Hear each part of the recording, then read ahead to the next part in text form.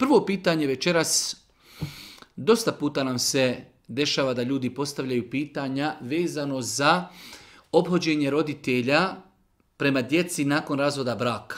Ophođenje djeci prema roditeljima nakon razvoda braka.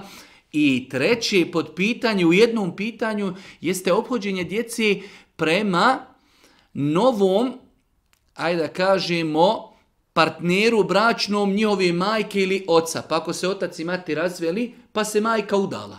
Kako djeca nakon razvoda braka da se ophode prema čovjeku za kojeg se udala njihova majka ili prema ženi koju je oženio njihov otac nakon razvoda braka? U svakom slučaju jedna velika, široka tema. Generalno gledajući, djeca ne bi trebala da dozvoli da se njihovo ophođenje promijeni prema roditeljima nakon razvoda braka. Mi smo više puta govorili, roditelji mogu da se razvedu, to je uzvišeni Allah s.w.t. dopustio, jednostavno to je Allahov sunnet na zemlji da jednostavno ne mogu svi brakovi uspjeti. Ali obaveza dobročinstva prema roditeljima ostaje. Makar se i desilo da djeca vide ko je bio kriv zbog razvoda.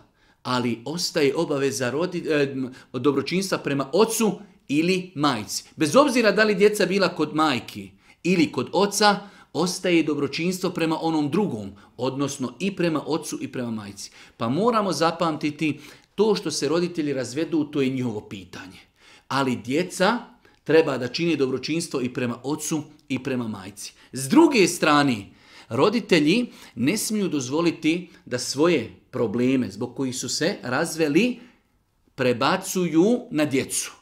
Šta to znači? Majka ako se razvela od čovjeka treba svoju djecu bez obzira.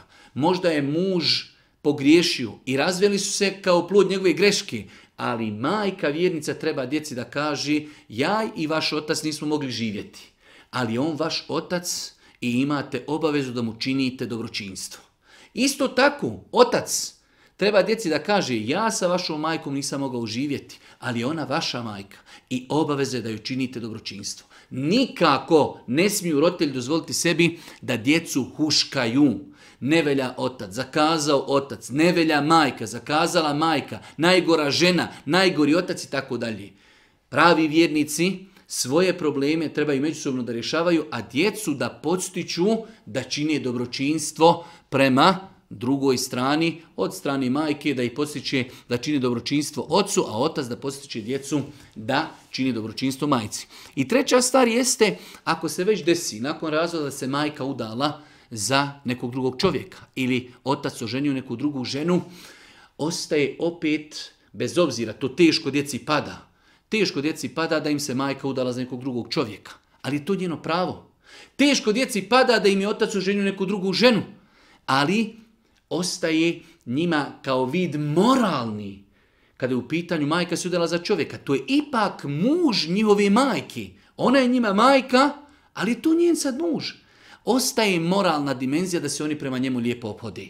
Njima je teško što se ona udala, ali ostaje moralna dimenzija da se prema njemu lijepo ophode sve dok ima prostora.